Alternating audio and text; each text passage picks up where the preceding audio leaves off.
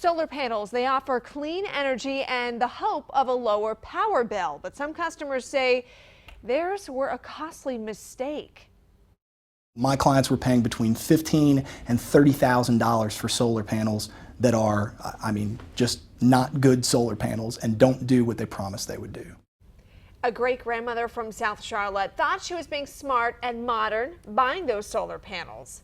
Well, now she's worried she wasted thousands of dollars, and she wrote Action 9 investigator Jason Stujenki, hoping others can learn from her story. And I thought, well, that's a good thing. Joanna Billingsley wasn't really looking to go solar, but a salesman came to her home and sold her on these panels. How do you feel? I feel like I made a terrible mistake. The company she went with, Global Efficient Energy, out of Texas. Has it helped you at all? No. It hasn't helped No, lowered your energy bill at all? none whatsoever. So she hired a lawyer, Matt Villmer. Other customers hired him too. Villmer says 180 of them, all local. A vast majority of them were retired, disabled, or veterans. Villmer told me Global Efficient Energy promised those customers big savings on taxes, energy bills, and other rebates. He told me he questioned company employees under oath. This is video of one of those proceedings. This man says he went to roughly 300 customers' homes and admits not a single family saw the energy savings promised. Not one. Anytime that a customer would compare their before and after, once the system had been energized, they would never see it. Okay. I don't know of a single customer that did. My clients were paying between $15,000 and $30,000 for solar panels that are, just not good solar panels and don't do what they promised they would do.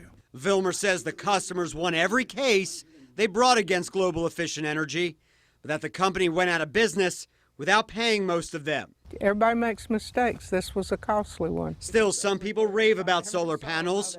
You get a 30% federal tax credit the year you install them. If you live in South Carolina, you get other tax breaks too.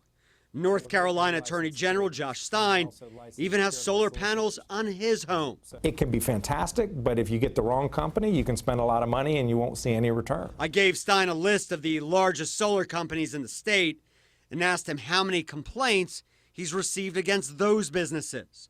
The answer, none. No complaints in 3 years. His advice, no matter which company you're considering. Check their references. Call my office to see if there are complaints. Check with the BBB. If they're promising you things about tax money and free government money back, go and call your CPA or call any tax preparer and ask them whether those promises are actually legitimate. If someone comes and really wants to pressure you, then walk away. Good advice. And just to be clear, we're not saying don't buy solar panels. In fact, I was just live on Facebook about an hour ago, and one viewer told me his system cost around $40,000, but with tax breaks and Duke Energy rebates, he only had to spend about half that. So solar may be great for you too. Just make sure you ask the right questions first. I posted an easy checklist on WSOCTV.com.